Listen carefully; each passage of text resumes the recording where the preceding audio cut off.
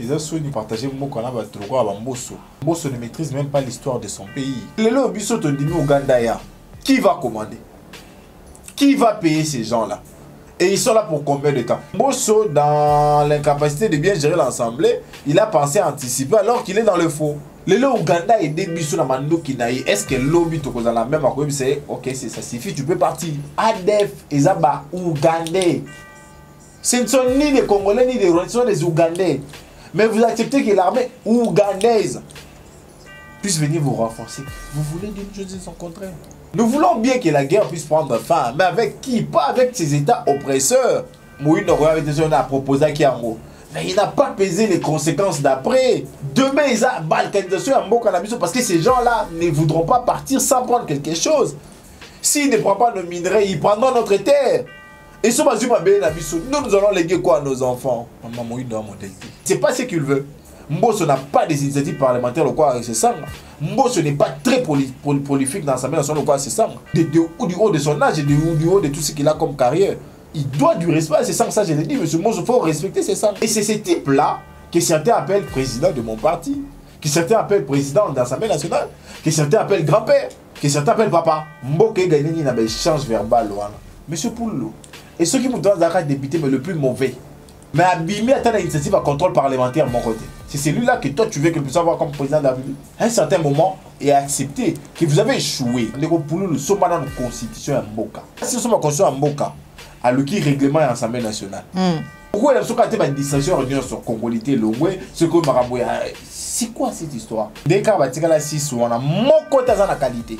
Va voter Mouto, il y a un siège et la corporation a été. Sont à la base du désordre au Congo.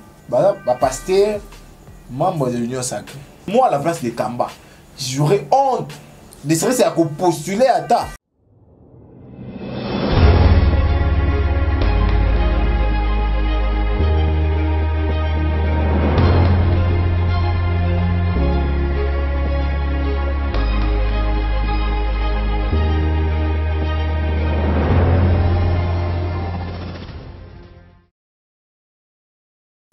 Mbote bandeko balandi ya Plus Clair Télévision, la chaîne de vérité. Mbote na bino baye bo kotisi maman Joël Kombe na banda kuna bino na pokwa lelo vous allez belé baye bozui libaku ya kolanda biso numéro ya sika ya émission vérité de tous côtés o nazali bongo liboso na bino na mwana mboka Jonathan Belé azali bongo coordonnateur ya mouvement politique pour l'amour du Congo. Toko solo lamboka, maï mazali koleka na Assemblée nationale, boto bengi Mbosso Kodia, kondongwana ye bongona, oyo tozali ko benga député national Délice Sanga, toko lobelango na kati émission na biso mukolo mwa lelo, boyebi ete élection et wuti bongo pe ko salama na mutu ya ba confession religieuse obipai wapi toyoki lisusu encore une fois de plus Dodo Kamba aleki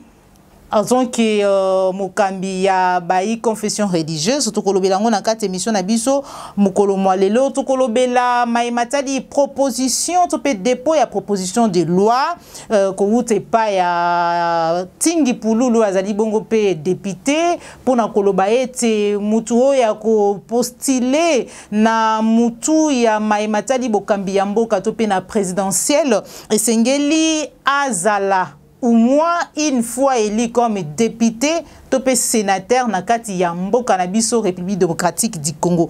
Wane zali bongo masolo oyo tokosolo na kati émission na biso na mwana mboka Jonathan Belé lolenge na wuti kolo bazali bongo coordonnateur ya mouvement politique pour l'amour du Congo. Merci na yo Cordo pi Mafriku, merci na Popola Yombe, ozami si ma caméra, merci na Joël Gonago.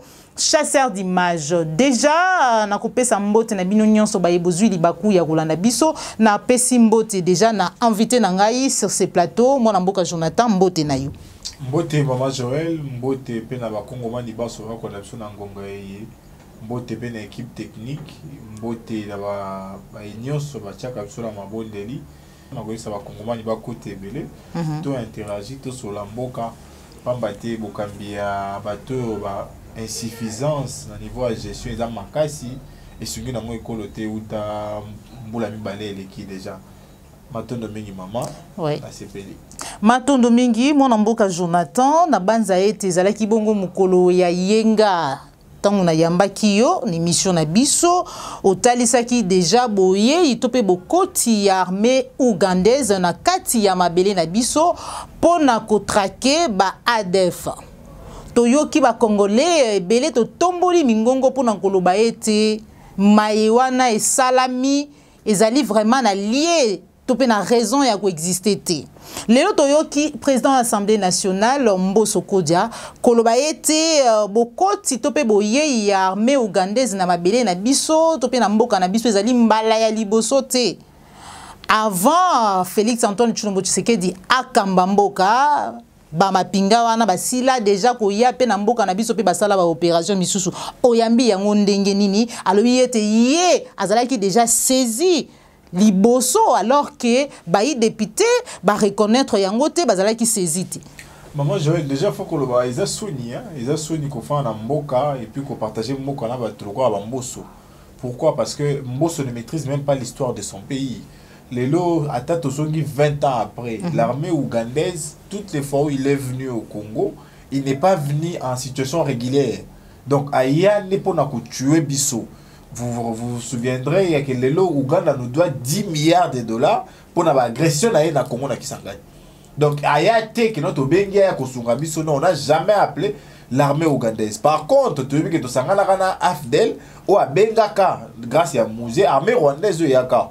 Tu se rappelles aussi que Sphinx a 5 ans dans le Kabila fout à facture pour pas qu'il y ait facture anti l'opé de fout à mater. Il y a même règlement intérêt et Assemblée nationale de Kombosso a évité. Règlement intérêt et lobby boina informé de Kombosso. Ceux qui basent en pleine vacances parlementaires, ne wana bureau et sur pouvoir news. Mais ceux qui te commis na ta session d'engue to da sikoyo, organise ya mbona session avec rango plénière. Alors, on a plénière, il faut qu'on ait des informations pour la décision.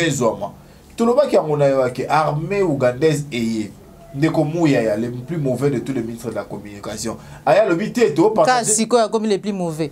Yé, dans le bac, notre armée rwandaise est côté à Mboya à sauter dans 9 pays voisins.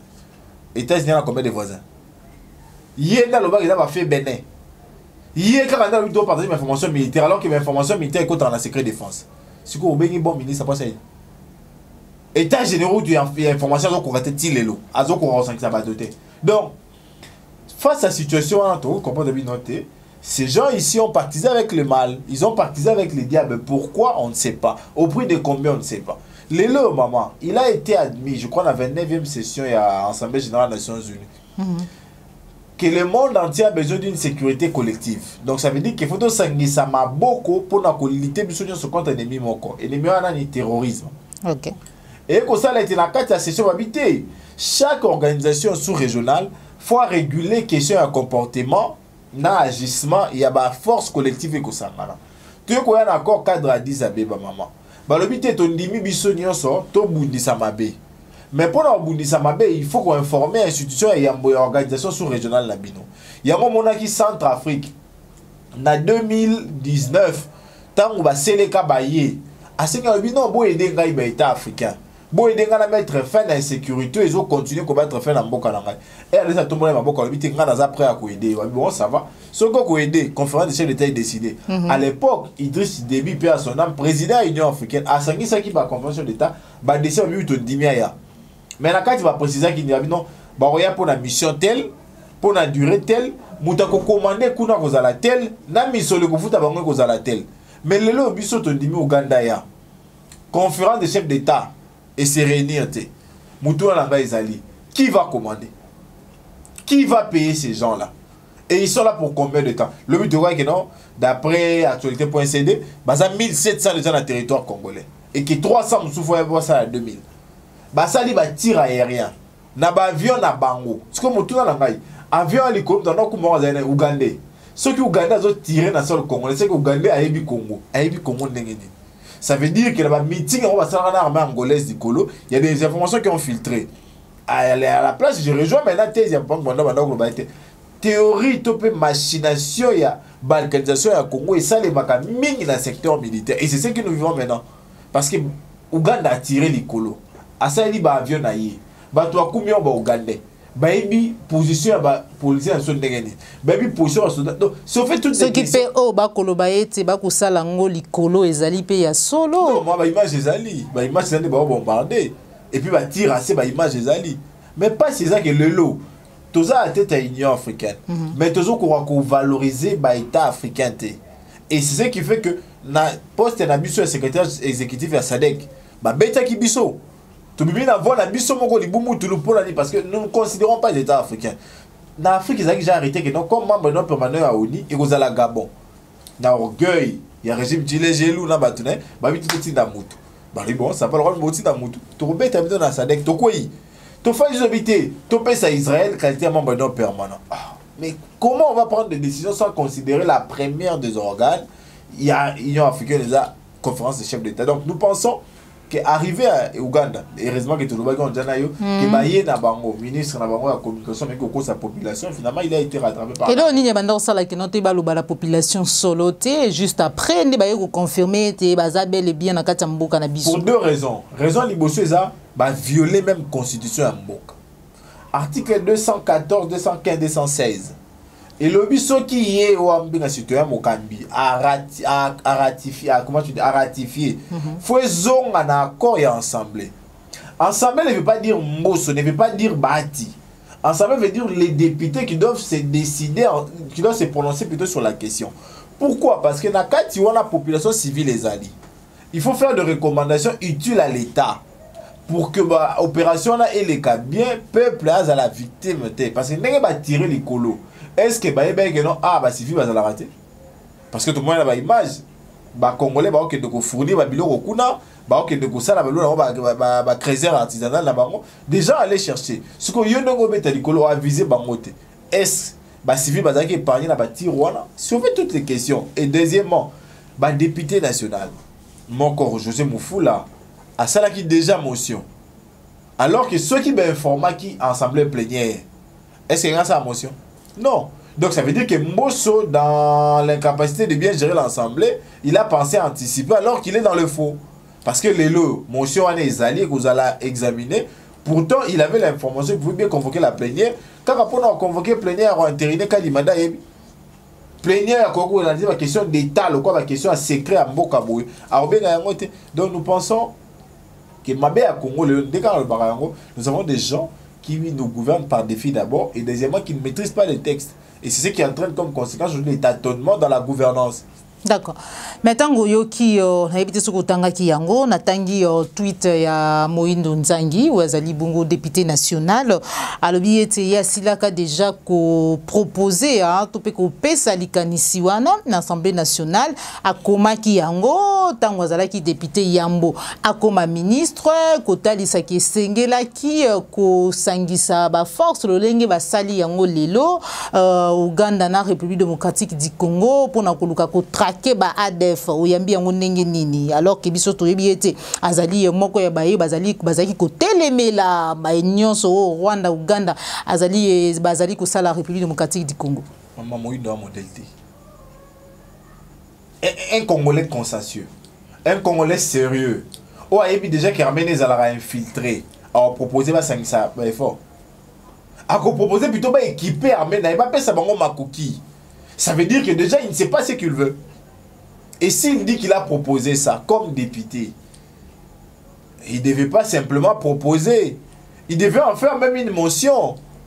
Il devait aller plus loin avec cette proposition-là. Et puis il faut que ça y est. Quand on propose des questions comme ça, on examine les contours. Les contours, c'est la situation au niveau africain. En Afrique,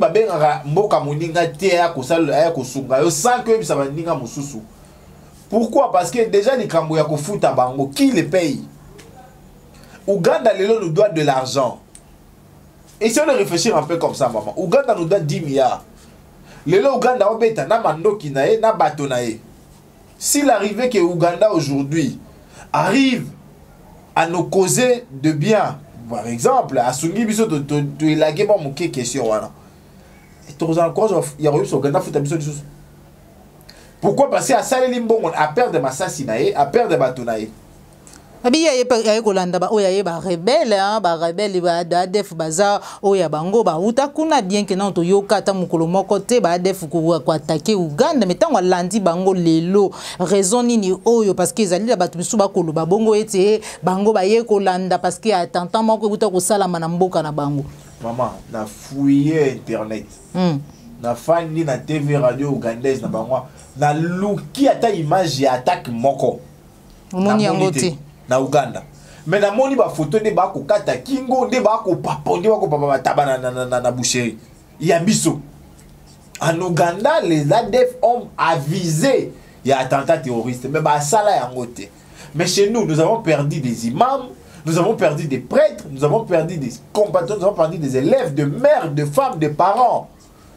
Ça veut dire que c'est nous qui sommes victimes. Le Ouganda est débuté na mandoki na yi. Est-ce que lobby to kozala même à c'est OK, ça suffit, tu peux partir. C'est fait ça la question. Bango ba okende kino mukolo ba def ba kosila soki nanu ba silité ba okende te libérer biso na musée. Bazonga te. C'est fait ça la réalité. Nous voulons bien que la guerre puisse prendre fin, mais avec qui? Pas avec ces états oppresseurs. Ouganda, Rwanda, Burundi, Zambie, ils nous convoitent. On ne peut pas accepter Batouano côté la Moïbito côté ça va on voix officielle et c'est ce que le régime de Chilombo a fait et c'est le mal pour le Congo actuellement. Tomo ité Moyebi na binoté bozo meka mais bon meka na malonga beaucoup meka na ba décision aussi vitale té lelo oui Moïse n'aurait avait déjà proposé qui en gros mais il n'a pas pesé les conséquences d'après. Il n'a pas vu demain il y a infiltration continuelle de l'armée. Demain, ils ont balkanisation en Mokanabiso parce que ces gens-là ne voudront pas partir sans prendre quelque chose. S'ils ne prennent pas nos minerais, ils prendront notre terre. Et ce nous allons léguer quoi à nos enfants? Nous allons léguer quoi? Le moment nous a légué ces Congo que nous voyons, malheureusement que nous n'arrivons pas à développer. Et qu'est-ce que nous allons laisser, nous, à nos petits-enfants? C'est fait ça la réalité. C'est pas un Moïno qui nous dira qu'il va léguer un minémo calme. Non. Il est député doublement élu, mais Minemo peine à avoir son décollage aujourd'hui. Il est ministre de l'ESU, Assali Jani Nikuna. Non, en fait, réalité à Congo, il y a certaines personnes qui ont été presque opportunistes. Ça y est, mon naïveté à peuple congolais, son mandat, ils sont partis avec, ils ne savent pas quoi en faire.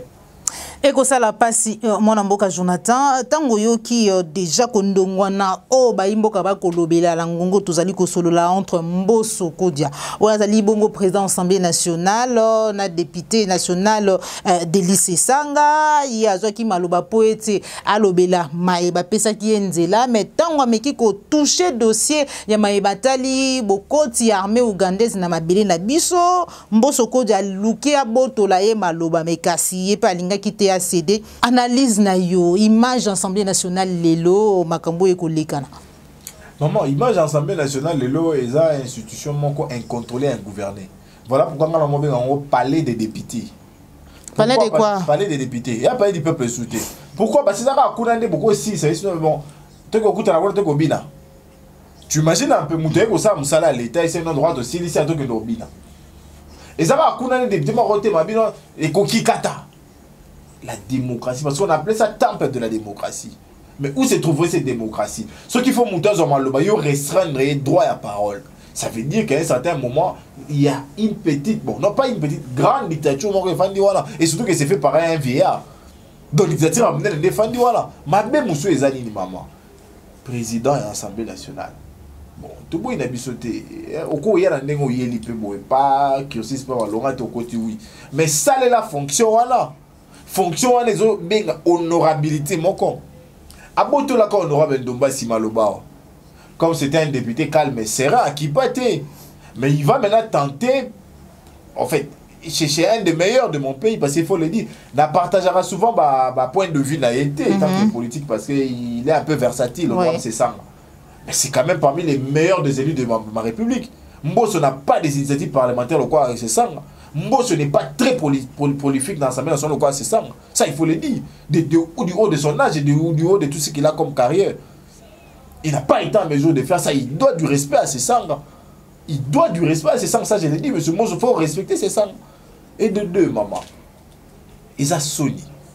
Ok, nous benga député, c'est là le col a retiré, aza délinquant. Imagine un peu, papa ya bana, élu ya mboka, tant soupe c'est ça, on va voir qu'on les cahiers, ok benga délinquant avec beaucoup de légèreté. Et c'est ce type-là que certains appellent président de mon parti, que certains appellent président de l'Assemblée nationale, que certains appellent grand-père, que certains appellent papa, qui est géré facilement. Non, à un certain moment, on s'est dit, qui prendre pour modèle? Est-ce ces incompétents? Est-ce ces détourneurs? Est-ce ces gens aux agir faciles? Et ça va, mais tous les bélos, busso, jeunesse, Rimuna, on s'est dit, mais finalement, on n'a plus de repères, on n'a plus de modèles. Mais les lots, il faut remettre tout là. Est-ce réaction au système des Arimabé? Il a dit, lorsque le gouvernement a agi tel qu'il a agi là, il y a une qualification propre à donner à ça. Et hier, le quoi, le président Samuel le gouvernement, il faut que justifier l'histoire. Mais il l'appelle pas, il existe plutôt aux députés de retirer. Ça, je dis, non, mais moi, la place, c'est ça que je ne retirerai pas, non, retirer. Si on les lots, et comme il m'a dit, délinquant, qu'est-ce qu'il nous a offert maintenant? Nous voyons deux jeunes gens, ou peut-être deux vieux, incapables de régler de manière correcte et différente, ils sont dans les insultes. Et Mboké gagné ni na ma finga wana. Mboké gagné ni na ba échange verbal wana. Mboké gagné le côté. Et au contraire, nous sommes en train de régringoler tout cima. Parce qu'aujourd'hui, dans l'histoire des activités parlementaires, on notera que lorsque Mbosso a pris l'Assemblée nationale, non seulement ils ont utilisé 500 000 $ pour voter le bureau, et 12 millions de dollars plutôt pour la question de la session extraordinaire, mais également c'est un parlement plutôt des gens qui s'insultent.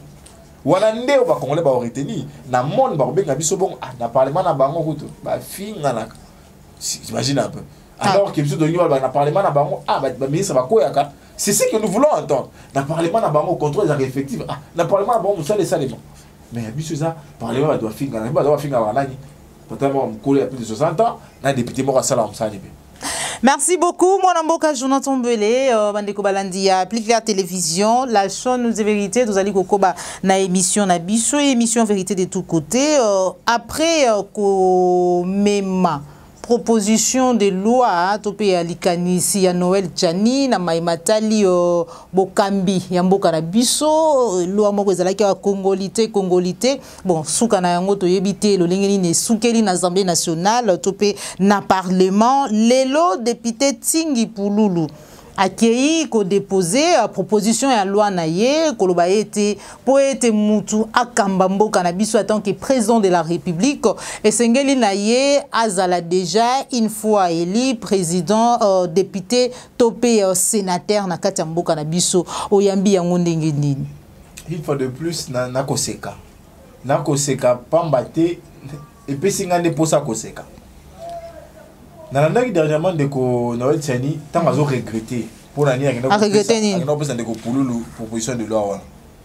Alors oui, non reconnaître que réellement il pouvait pas assumer réellement le poids de la proposition de loi. Oh, je crois qu'il a raison. Je crois qu'il a raison. Pourquoi? Parce que je vois mal un parlementaire qui du reste est référence à l'Ibosso fait à la Constitution. Il y a eu la loi, ils ont encadré le fonctionnement en Mboka. À ignorer que dans la Constitution, à disposition, tous les Congolais sont égaux devant la loi. Article 12. Article 13, c'est le non. Je crois que c'est fait à l'heure. Article 13, c'est le mais ma discrimination. Ça veut dire que ceux qui ngaï, comme président, maman Joël Paul comme président.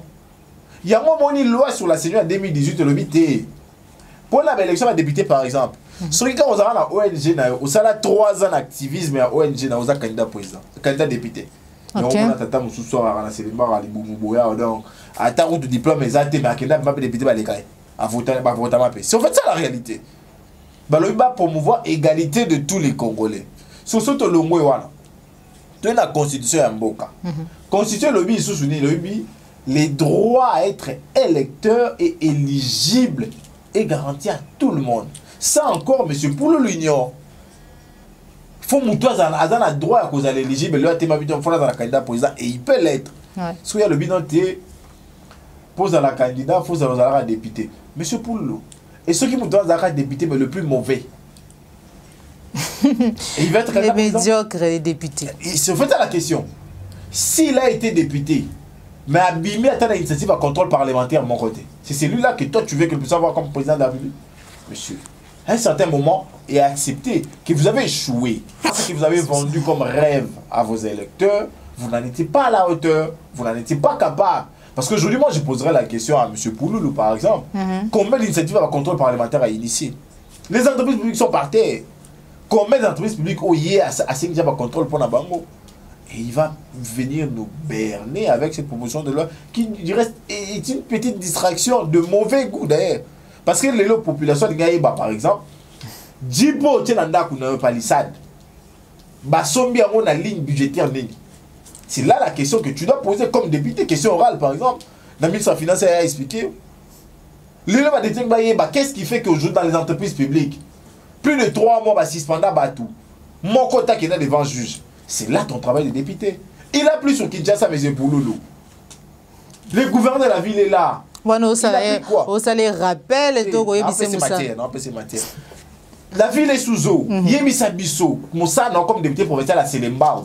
Combien de fois tu as interpellé M. Ngobila? Je fais ça la réalité. Dans Selembao, où on a combien de postes à police et Zali? Est-ce que tu as déjà appelé l'inspecteur provincial de la ville de Kinshasa? APK, il y a des Gogodins pour y. N'a pas ta dynamique qui est Ngobila. Je fais ça la réalité. Et tu ne fais pas ton travail, tu veux plutôt nous distraire avec des propositions de loi qui ne tiennent pas. Voilà pourquoi même les Bosso.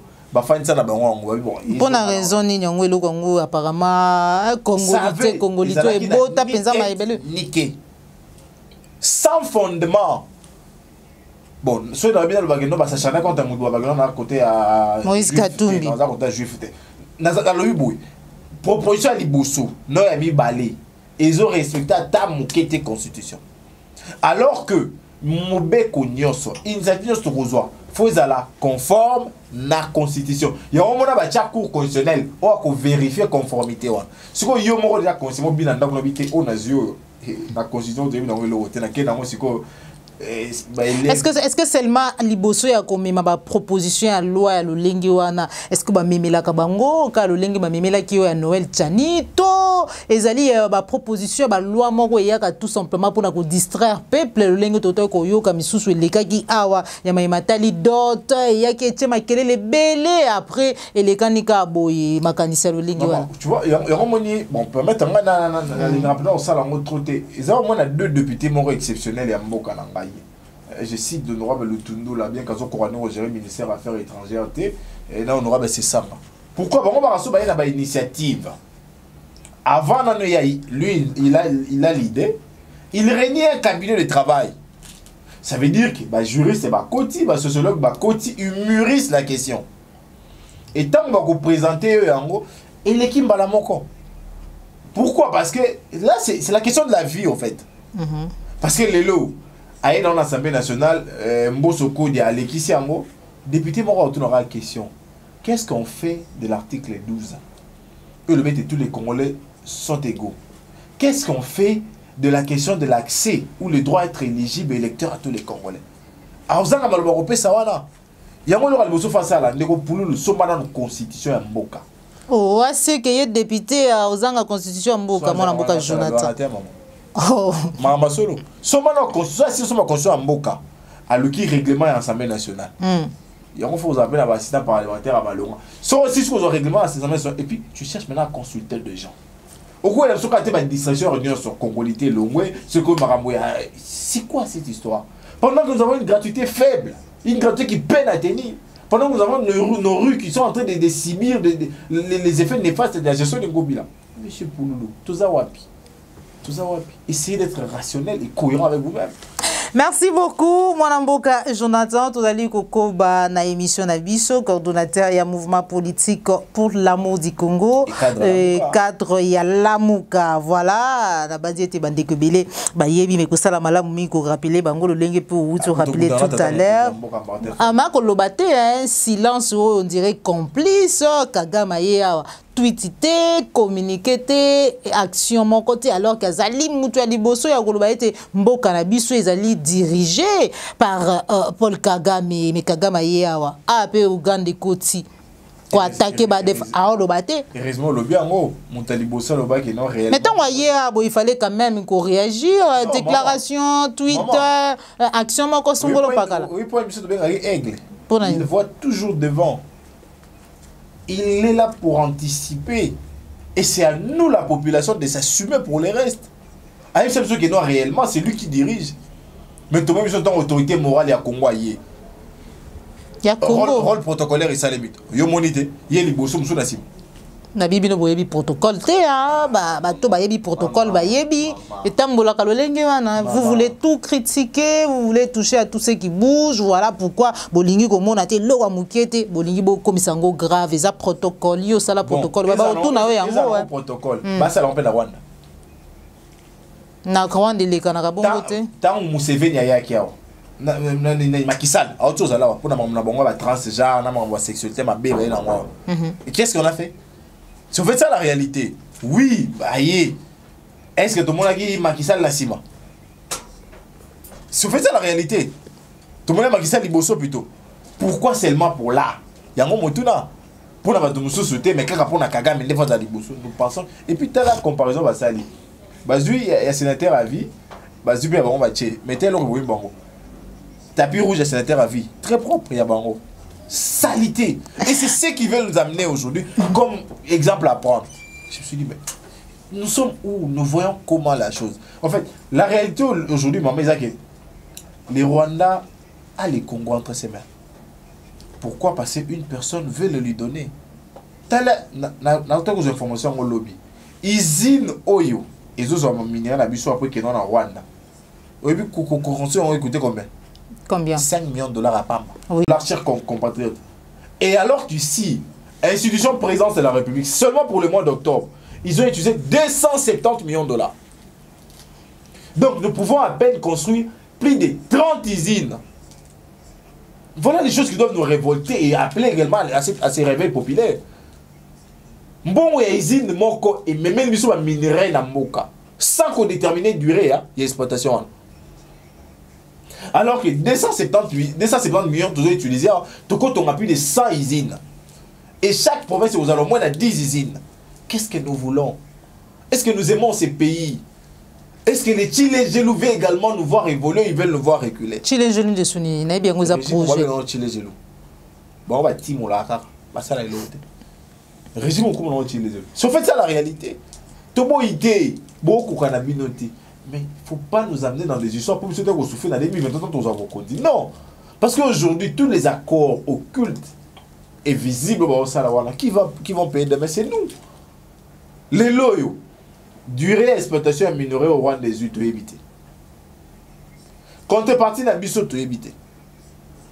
Pour combien de redevances tu évites? Tout ça, wapi.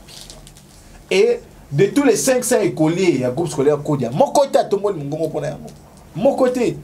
Et puis, là, il y a sa proposition pour vous avez déjà député pour qu'on président. Monsieur, attention. Merci beaucoup. Merci beaucoup. Tozali Koko ban émission na biso, bande ko balandia, Plus Clair Télévision, likez, partagez vidéo na biso. Tozali vraiment Koko maboko to basokoto. Voilà, bande ko balandia Plus Clair Télévision, tozali Koko ban émission na biso, élection et salami. Totolo ba mapunomi et salami. Na ngambo ya bayi ecclesia ndingi tukokolo ba confession religieuse lelo dodo kamba lisusu encore une fois de plus na mutu ya bokambi ya ba confession religieuse alors que 5 ans topeto ba église catholique autaki bongo ko suspendre participation na ye na kati ya plateforme ya ba confession religieuse et c'est aussi ba koti on dirait tant maponamo et salami bango bazalaki na kati totolo ba nini est-ce que charte ya maimatali ko kamba confession religieuse ezali ya kokufa et kweyu comment parce que tant baninga musu ba biete ba suspendre participation na bango ba misusu ba tikali ba sali pe élection ba poni pe ya bango moto ko kamba bango yambi yango ndenge ni dodo kamba encore une fois de plus. Chile Gelou dans ses œuvres. Na bandio le bango lelo te maman. Na ba corporation ba confession religieuse wana. Ndeka ba tikala 6 wana moko taza na qualité. Et je vais encore le dire ici. Dodo Kamba na 2020 ba vota Soni Kafuta comme président. Mandat à 5 ans. Kamba quand 15 abasali clique na bango ba bimisier. Décision ya Cancun des alliés ont confirmé Kafuta. Donc Kamba est là contre nature déjà. Yami Balé, Mangala, battu parti Diono. Ba dossier donc devant ba cause des tribunaux, mais Mangala zo siégé. Toye na ba kimbangiste. Toza na ba siège à Mokoto na Sayo. Siko nani ndaza na qualité. C'est déjà là le problème. Et puis de deux, bah tata moro 6, bah ke ba voter d'après bango, bah voter muto yé moko azata na siège ya corporation na été. Tant de grâce soli. Donc les lots, bah bien église dit des réveils des beaucoup. Mais ba pe sangata siège ya église des réveils. Siège kaka, pas ba sangana. Non, en fait en réalité aujourd'hui on a compris que les 6 confessions religieuses sont à la base du désordre au Congo. Et le ceux qui va chrétien belé babunga, c'est parce que ces désordres là étaient déjà dans l'église. Bah dédoublement de l'église bango. Kozoba la mike bango. Mais gestion marabambongo bango. Et aujourd'hui l'église nous dira quoi? Auto kondi masu sous l'élo. Bah tata ya moli muneng ba benga bango. Ils ont mbuma moli mo te longwa déjà. Pour mon canal, ça te le bien, faut en mbouma molimo. Parce que tata molimo, ça c'est un mbouma molimo. A combien un mbouma ya politique? Parce que moi, à la place de Kamba, j'aurais honte. Ne serait-ce qu'à postuler à ta. Parce que le longaï n'a bimisi moto na violation à ma texte. Nga na za mbouma mabe. Et on il faut te mettre vraiment beaucoup. On il faut t'encourager bango. Pour avoir fait quoi? Pour avoir obtenu quoi? Et pour quelle rentabilité? Les lots, composés par confession religieuse, tout le monde ils ont fou tout. Mais grâce à Banganga Nzambe, notamment SCC, où ils ont la congrégation bien la Katinae, na l'église catholique, ils ont tombola et ils ont sous moi valeur. Ce qu'on valeur à moins de 3 mois, motomoko, Banganga Nzambe, quitté si à motinase. Oui, beaucoup aux Andeng Bozawana. Mais tout na motuna moko. Ce qui réellement Kamba. Kamba. Dodo Kamba. Bague belé, peu poudre. Ce qui les lots, alors ben chef ya ba église dit de réveil. Pour nani na OIA na cérémonie ya nouvel an. Kafuta nazora maloba. Ça on ne doit pas comprendre. Il était là mais il n'a pas pris parole comme évêque général. Et on a donné à Kafuta. Ça veut dire qu'à un certain moment il n'était pas reconnu. Si kaka ye muto azaki reconnu te wana nde ye muto boli bo pesi bokoti et que senga lobi ezali non événement et c'est l'événement de nini et le roi ba massa moro pour nde baza wana ba pasteur membre de l'union sacrée mono dazina muto na ba pasteur pe ba komi membre de l'union sacrée bodo ka de vieux démon yo nganga ba bongo vieux démon donc so yo te mutu soute. Non, en fait, la réalité aujourd'hui, c'est clairement établi qu'il roule pour le pouvoir, il travaille pour le pouvoir en place. Et puis, se reconsidérer comme bon, on est dans le Kamba. Il ne faut pas continuer à monter à pembe à chaque poudre. Tango koyoka lelo baati lukwebo alobi ete opération conjointe wana ya ba FARDC na mapinga ya Uganda ezali bongo demande ya baeli ya Nord Kivu et de l'Ituri. Alors que bango mikolo ta koleka toyoka ki bango ko telemela ba prorogation et état de siège. Ce qui y a koka se faire élire dans Nord Kivu à cause de la baeli maramute. Pour te dire qu'il y a kokati. Il n'a pas été à même de se faire élire. Mboso pas lobby recommandation Assemblée nationale. Non, ça c'est théâtre à ma baie. Le kouta va t'attendre balé ba ko sabiso. C'est en fait ça la réalité. Recommandation Assemblée nationale, recommandation baeli, on croira à qui? On acceptera la version de qui? Parce que le oui. Tout bon été, il y a un petit le quoi ça va bati le kwebo. Tout bon il a bisoté. Ah mais ça n'a yango. Pas la question aussi sensible que ça. Oh ils ont un lobby à Congo. Le lobby au départ n'a pas pour OK déjà. OK déjà carrière na bango ici. Mais le lobby bisoto ouais tu as connu comme mater le gars bêtise na bango. Ça non. Les élus ont demandé ça à qui? Et ils ont demandé ça quand? Et donc, c'est qu'on a la conteste nini. Parce que dans le propos de l'homme, on contextualise, on arrive à mettre à l'action et on arrive à constater les effets. to contexte on a contexte yo maman. Oh les autres toujours que non ADF ezaba Ougandais. Ce ne sont ni des Congolais ni des Rwandais, ce sont des Ougandais. Mais vous acceptez que l'armée ougandaise puisse venir vous renforcer. Vous voulez d'une chose de son contraire. Voilà, mon amboka Jonathan, to komi na suke mission na biso, lisolo ya voyou national oyo. Lisolo ya voyou national oyo, suka nde ni entre mboso ko diana Delice Sanga. Yepe Delice Sanga ko mutu makasi na mona kondia za kamwa teti mingi. Azara teti po yebi quand même, ça il faut le dire. Na bande la mususa mboso. Po kuna apparemment batu bazali ko affronter mboso penza te hein. Oh, kuna awasa de dictature. Moutabo tu l'as député malo. Temple la démocratie koufo banambo soya. Parce qu'on dit temple la démocratie pour nous soya loba. À s'exprimer mais na respect ba prérogative naï. Ne ban moutabo tu l'as maloba. Na zone qui sous marqué tout loba on peut déjà. Tant on besoin investir le gouvernement et ba mboario. Bazaka 123 députés ba commissaire à Kombo pour baloba. To comment na 23e de Kombo Sakati. Abeza gouvernement na biso to sukawa député c'est lemba ancien journaliste onani ça fou aya abeza gouvernement na biso à degré et puis bakata wana tout ce qu'il y avait comme idée tout ce qu'il y avait comme proposition il y a ba député wana Mbosso a fait fuir de ça et c'est ce monsieur là qu'on appelle aujourd'hui président de l'Assemblée nationale. Et ça ne surprend pas. Mais ce n'est pas propre. Parce que Mbosso wana bana, ana bakoko. Parce que bakoko ne ba mona Pépé en train d'inciter les députés délinquants. Et il a aussi répliqué, il a dit que Pépé est voyou. Imagine un peu. Ton fils, ton petit-fils voit quoi? Il hérite quoi de toi? On prend de la grandeur. Ça veut dire que banaliser non bon. Ce sont ses propos. D'autant plus que ça immunisé dans la tribune. Est-ce que Mbosso était obligé de répliquer?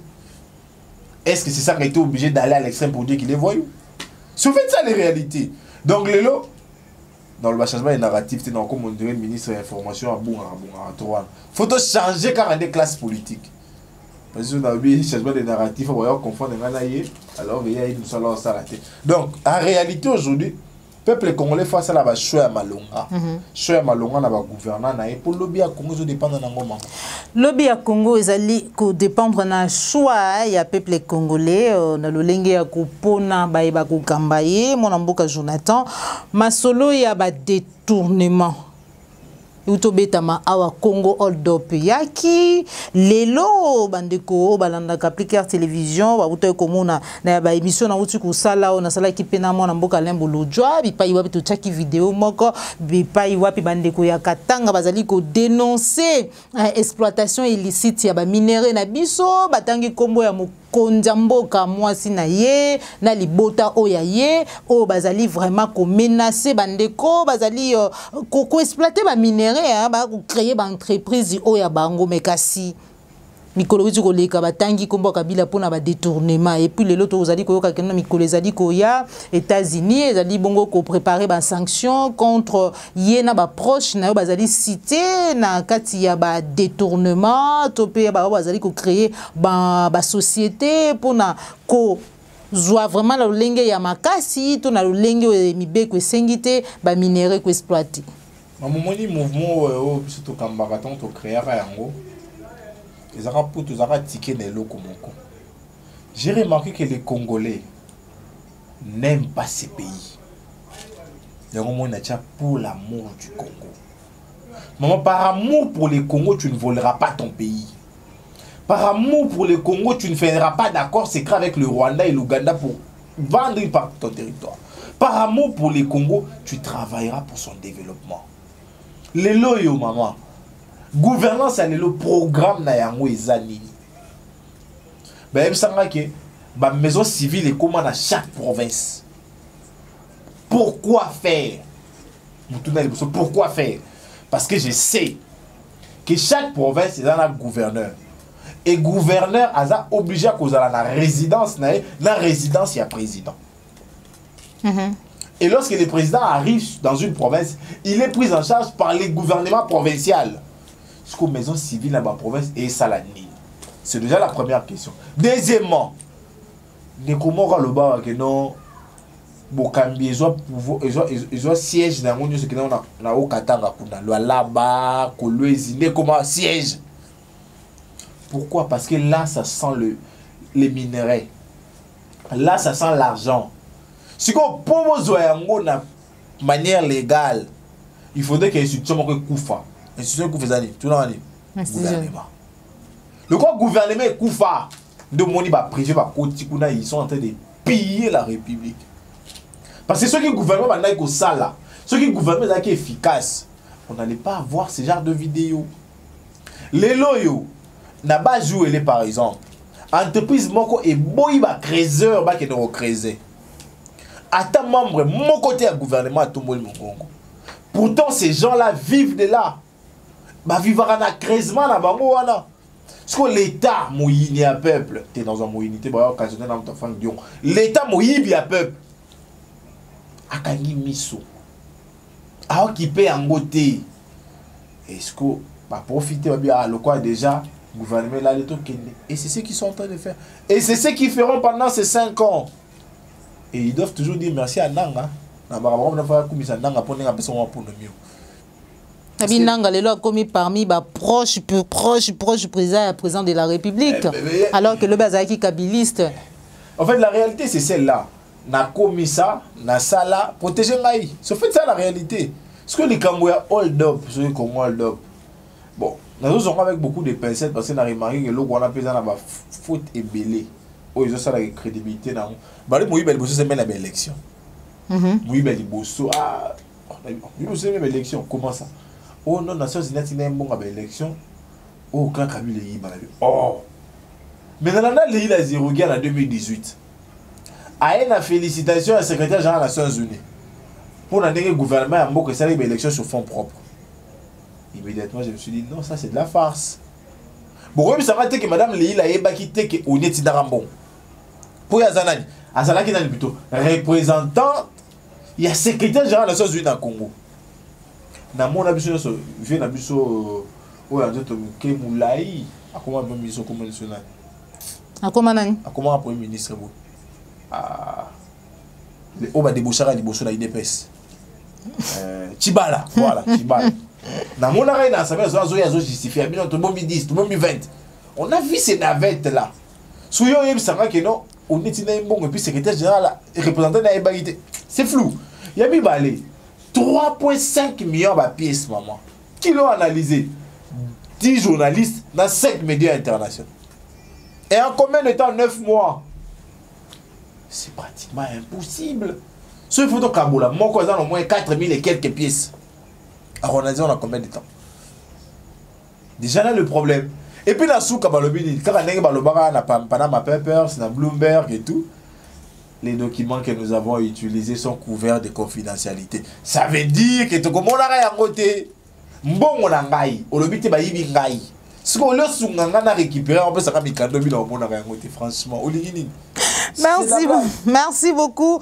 Moi, Namboka Jonathan, tu commis na souk émission na biso, bandeko bazali qui vraiment est belé pour na Rolanda biso, na numéro ya émission vérité de tous côtés ya siko, tu zala qui na esengo ya koyamba yo est belé en Brésil à bro, bougre. Congolais zala mayele, voilà ba compte bandeko la biso mzu a bombi kaka. Merci pour ça qui vraiment est belé. François Matanduzola, vous qui vraiment est belé, ba e besoin qui libaku ya kolanda biso. Merci na papa la yombe ozoma ki sima caméra. Merci na Cordo Pima Frikou na Joël Gonago chasseur d'images na bosanité Jacques Makabou pebino ba nyonso beaucoup ta kibiso na ba ndaku na bino mwana mboka Jonathan to komi na suki émission na biso message na yo na ba nyonso bazwi libaku ya kolanda biso et puis numéro ya téléphone pour na bae bako sepela kokota en contact na yo.